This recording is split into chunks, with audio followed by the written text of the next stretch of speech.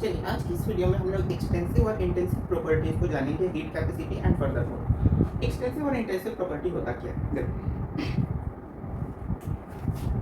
The property of matter depends upon its size and quantity.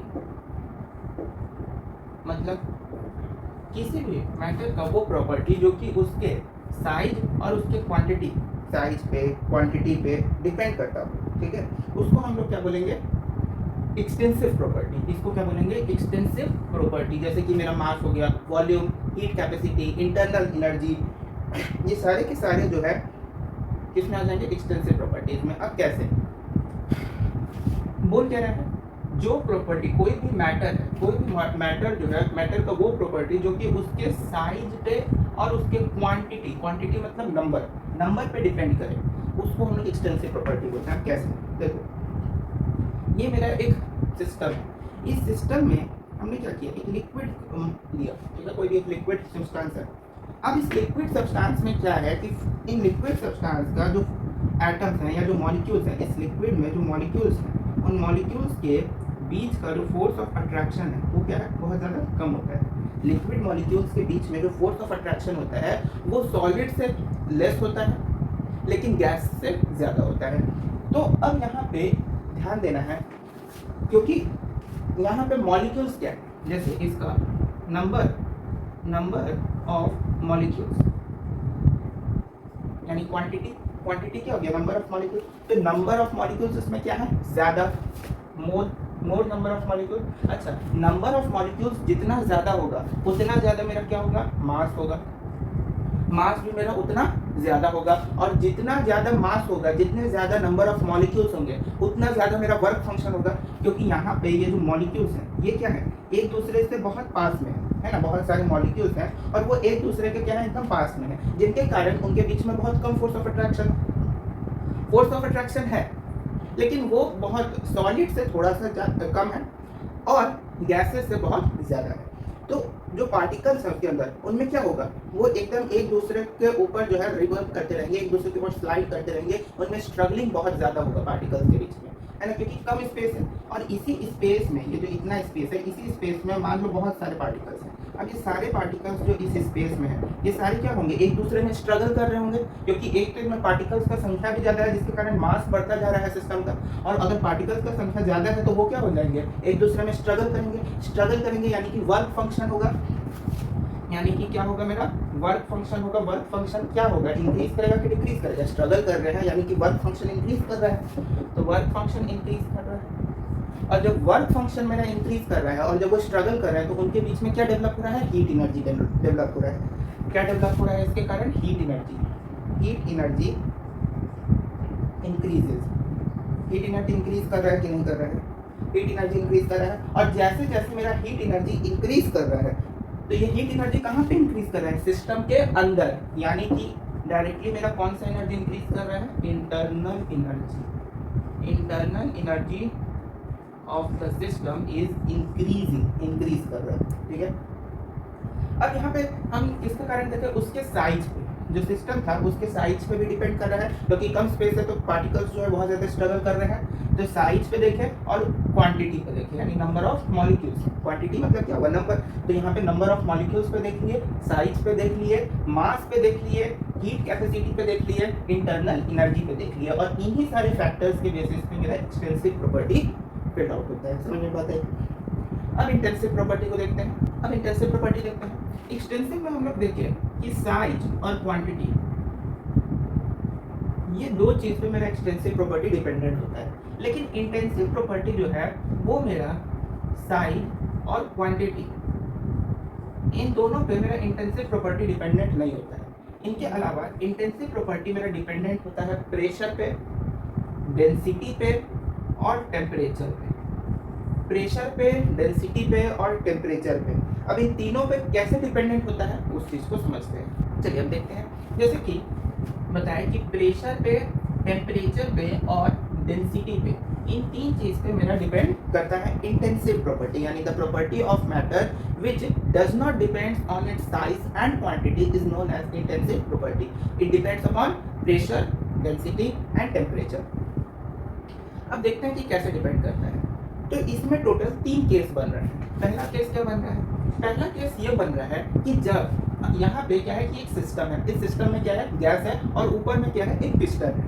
अब पहला case ये बन रहा है कि जब when प्रेशर यानी कि T इज नॉट अप्लाइड, जब हम प्रेशर जो है अप्लाई नहीं करते हैं तो उस केस में क्या होता है?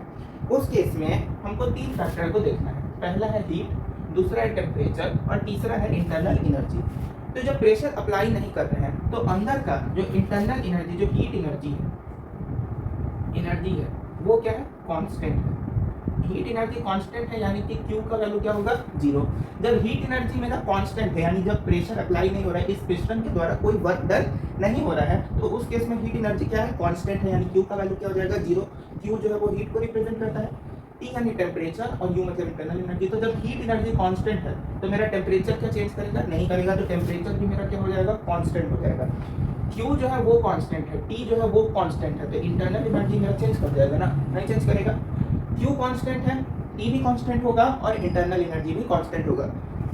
देखो ये तीनों टर्म एक दूसरे पे निर्भर होते हैं, क्योंकि अगर हीट का वैल्यू ही इंक्रीज नहीं कर रहा है यानी हीट में ही कोई चेंज नहीं हो रहा है तो टेम्परेचर इंक्रीज डिक्रीज का तो सवाल ही नहीं उठता है। और अगर टेम्परेचर इंक्रीज या डिक्रीज नहीं कर रहा है तो इंटरनल एनर्जी वैसे ही मेरा क्या हो गया? कांस्टेंट हो गया, क्योंकि ये जो हीट एनर्जी है ये सिस्टम के अंदर और सिस्टम के अंदर है यानी कि इंटरनल एनर्जी। पहला केस देखें। दूसरा केस आता है when pressure is exerted by piston, यानी पिस्टन जब प्रेशर एक्सर्ट कर रहा है तो उस केस में ये क्या करेगा कि ये जो गैस मॉलिक्यूल्स है इनको क्या करेगा? कंप्रेस करेगा। जैसे ही इसको ये कंप्रेस करेगा तो ये कहाँ पे पहुंच जाएगा? यहाँ पे जैसे पहले इसका वॉल्यूम मानते हैं इतना था V1, पहले वॉल्यूम इतना था, अब जब कंप्रेस हुआ तो वॉल्यूम कितना हो गया? V2, यानी वॉल्यूम कुछ डिक्रीज किया गैस का। तो इस केस में Q, T और U तीनों का वैल्यू भी क्या होगा?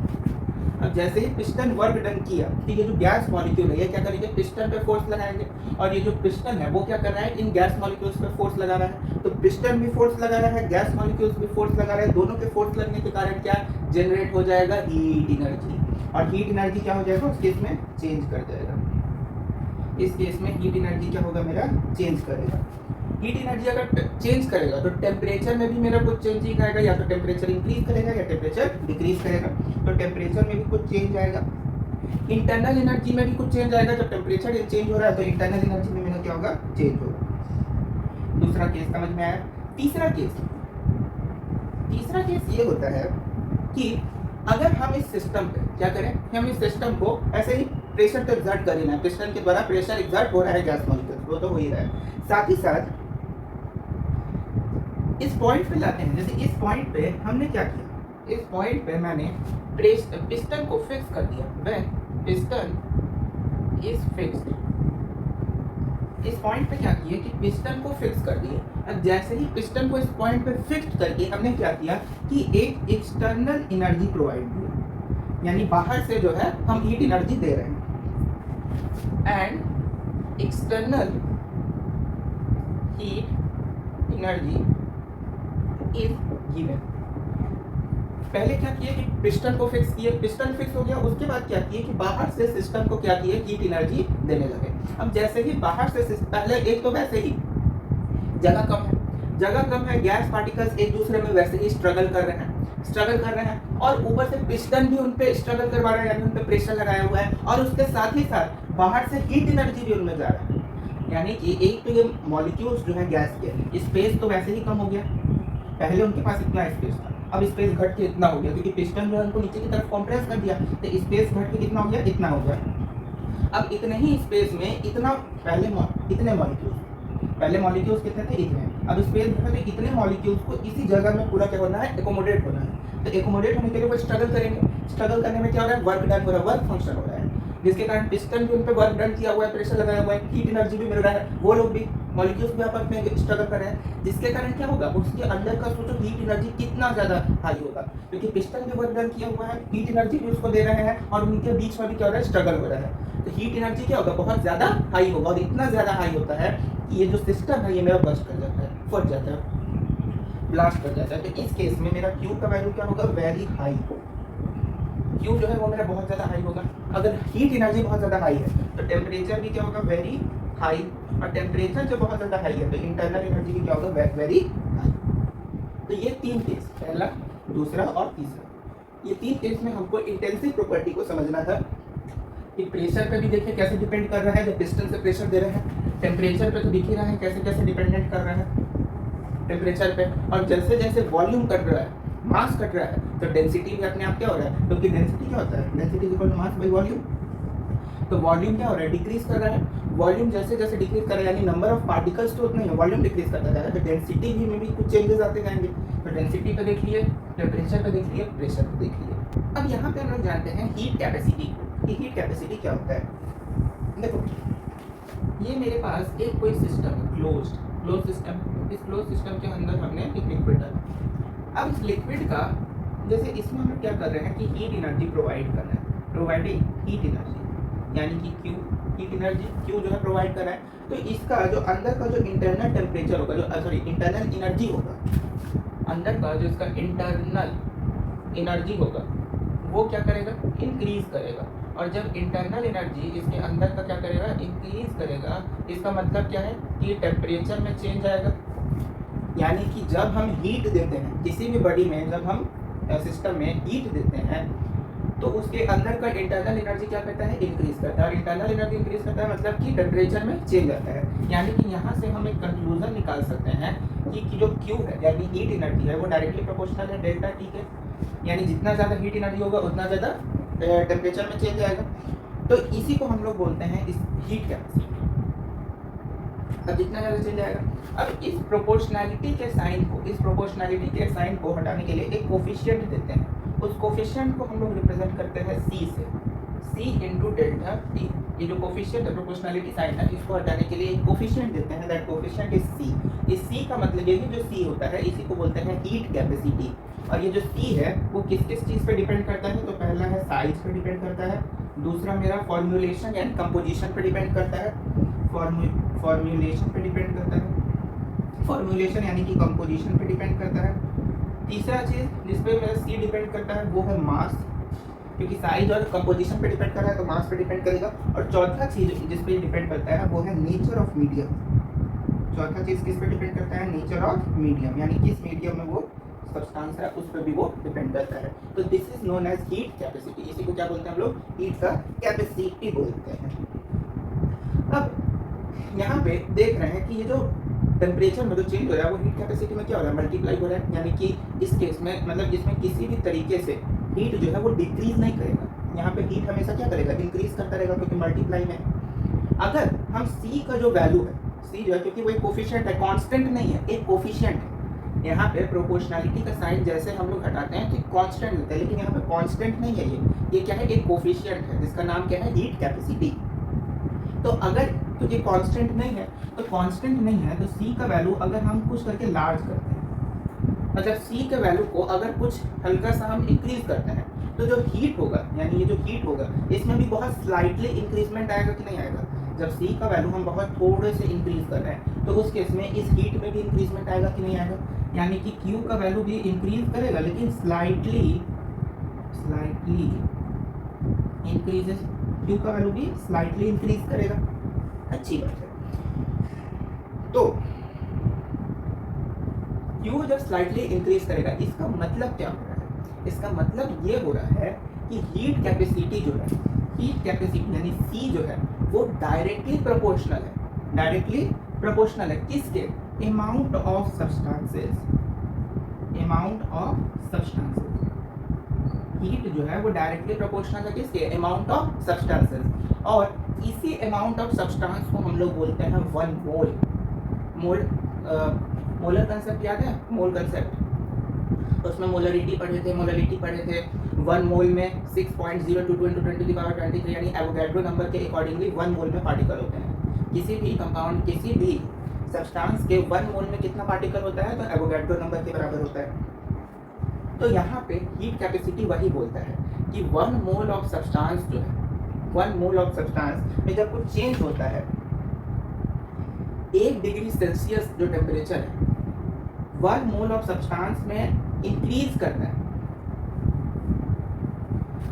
अब यहाँ पे एक चीज समझो, यहाँ पे जो ये अमाउंट ऑफ सब्सटेंस है ये क्या डिफाइन करता है, ये अमाउंट ऑफ सब्सटेंस जो है इसी को बोलते हैं 1 मोल। 1 मोल कहने का मतलब कि हीट कैपेसिटी बेसिकली होता है कि 1 मोल सब्सटेंस में 1 डिग्री सेल्सियस जब इंक्रीज करता है, जैसे कि अगर 1 मोल सब्सटेंस है वो अगर इंक्रीज किया तो टेम्परेचर भी 1 डिग्री सेल्सियस इंक्रीज करेगा। अगर 2 मोल ऑफ सब्सटेंस इंक्रीज किया तो टेम्परेचर भी 2 डिग्री सेल्सियस इंक्रीज करेगा, क्योंकि वो दोनों डायरेक्टली प्रोपोर्शनल है। डायरेक्टली प्रोपोर्शनल है ना। यहाँ पे बेसिकली इसका इनडायरेक्टली बताया जा रहा है। Q जो है वो किसके डायरेक्टली प्रोपोर्शनल है, डेल्टा टी के, और Q का वैल्यू क्या है, C इंटू डेल्टा टी। तो Q जो है वो डेल्टा टी के डायरेक्टली प्रोपोर्शनल है और C जो है वो Q के एक तरह से बराबर में। तो C जो है वो किसके अकॉर्डिंगली चेंज करेगा, टेम्परेचर पे ना। जैसे जैसे 1 मोल जो है सब्सटेंस इंक्रीज करेगा तो टेम्परेचर भी 1 डिग्री सेल्सियस से इंक्रीज करेगा, और इसी को बोला जाता है हीट कैपेसिटी, जिसको कि C से डिनोट किया जाता है। अब यहाँ पे इस प्रोपोर्शनैलिटी का साइन जो होता है इसको हटाया जाता है, तो हटाने के लिए फिर से एक फॉर्मूला यहाँ पे आता है CM। ये M क्या है आपका, मोलरिटी। ये जो M है ये क्या है, मोलरिटी, यानी amount of substances. Amount of substances जिसको 1 मोल कहते हैं। 1 मोल ऑफ सब्सटेंस मतलब क्या हुआ, अमाउंट ऑफ सब्सटेंस, यानी कि मोलरिटी। तो इसको बोलते हैं C/N। CM is equal to C/N, जहाँ पे C क्या हो गया, मेरा हीट कैपेसिटी, और N क्या हो गया, नंबर ऑफ मोल्स।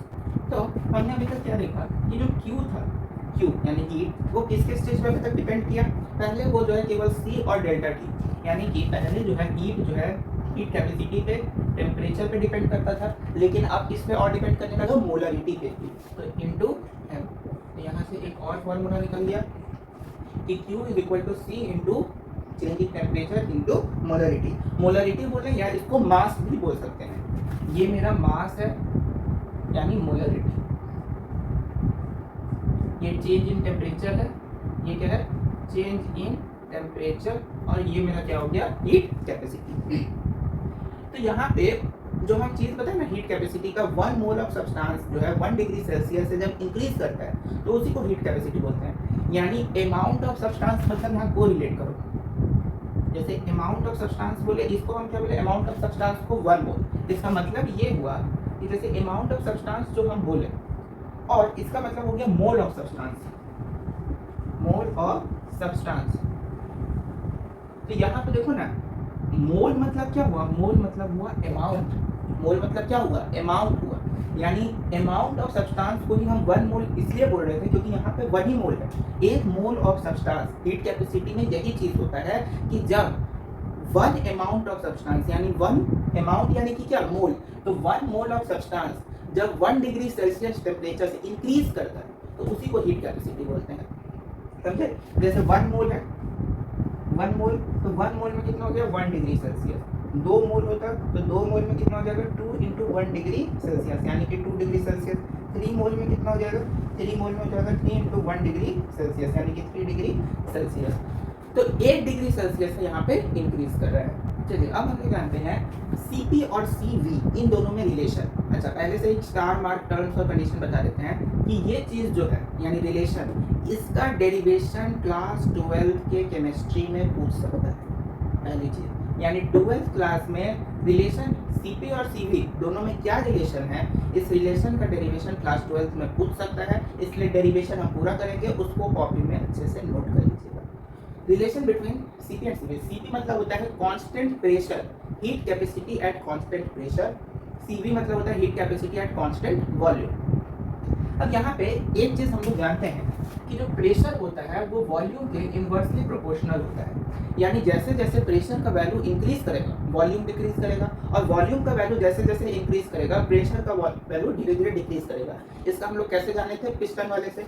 यानी जैसे ये मेरा एक सिस्टम है, इस सिस्टम में यहाँ पर मेरा एक पिस्टन रखा हुआ है, ये मेरा पिस्टन है। जब अंदर में पहले इसका वॉल्यूम क्या था, V1, पहले इसका वॉल्यूम था V1। जब पिस्टन के द्वारा फोर्स लगा, जब पिस्टन के द्वारा फोर्स लगा तो उस केस में क्या हुआ कि वॉल्यूम मेरा डिक्रीज किया, यानी पिस्टन जो फोर्स लगाया वो क्या लगाया, फोर्स लग रहा है, यानी प्रेशर लग रहा है। प्रेशर क्या होता है, pressure is equal to force upon area, तो फोर्स लग रहा है यानी कि प्रेशर भी लग रहा है। तो जब पिस्टन के द्वारा वर्क डन हुआ, फोर्स हुआ, लगा, प्रेशर लगा, तो उस केस में जो मेरा वॉल्यूम है, पिस्टन चलते चलते चलते कहाँ तक आ गया, यहाँ तक आ गया पिस्टन। पिस्टन यहाँ पे आ गया तो सारे गैस को क्या किया, वो कंप्रेस किया, तो वॉल्यूम मेरा क्या हुआ, डिक्रीज किया। ऐसे ही हम लोग जाने थे कि जैसे ही प्रेशर दिए तो वॉल्यूम क्या हुआ, डिक्रीज किया, और जैसे ही पिस्टन ऊपर गया तो वॉल्यूम क्या हो गया, इंक्रीज किया। तो यहाँ से हमको पता चल गया था कि प्रेशर और वॉल्यूम दोनों एक दूसरे के इनवर्सली प्रोपोर्शनल है। तो कांस्टेंट, अब यहाँ से लिखना शुरू कर दीजिएगा अगर लिखेंगे तो, at constant volume, at constant volume पे हीट कितना हो जाएगा, QV is equal to CV into delta T, ये होगा। इसको इक्वेशन 1 मानेंगे। एट कांस्टेंट प्रेशर पे मेरा QP कितना हो जाएगा, QP हो जाएगा CP into delta T, CP into delta T. At constant pressure QP कितना हो जाएगा, CP इंटू डेल्टा टी। इसको मान लेंगे इक्वेशन 2। अब यहाँ पे हम टर्म देखो क्या यूज कर रहे हैं, टर्म यूज क्या कर रहे हैं, कांस्टेंट। कांस्टेंट मतलब एक, इक्वल, कांस्टेंट मतलब क्या, इक्वल चीज। तो यहाँ पे वॉल्यूम और प्रेशर हम क्या बता रहे हैं, कांस्टेंट है। जब वॉल्यूम और प्रेशर मेरा कांस्टेंट है, यानी कि उसमें जो हीट होगा वो भी मेरा क्या होगा, कांस्टेंट होगा, यानी QV जो है वो QP के बराबर होगा। QV जो है वो किसके बराबर हो जाएगा, QP के। अब QV में मेरा क्या है, CV into delta T, CV into delta T is equal to QP में क्या है, CP इंटू डेल्टा टी, तो CP इंटू डेल्टा टी। दोनों तरफ से डेल्टा टी को क्या करना है, कैंसिल आउट।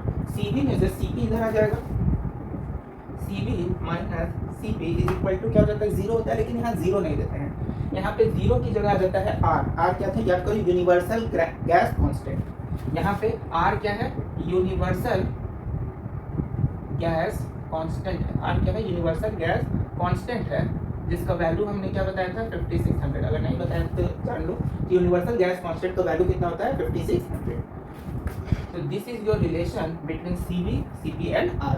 ये आपको क्लास 12 में 2 मार्क्स के लिए पूछ सकता है डेरिवेशन। क्लास 12 में 2 मार्क्स के डेरिवेशन में ये पूछा जा सकता है। तो CV minus CP is equal to R।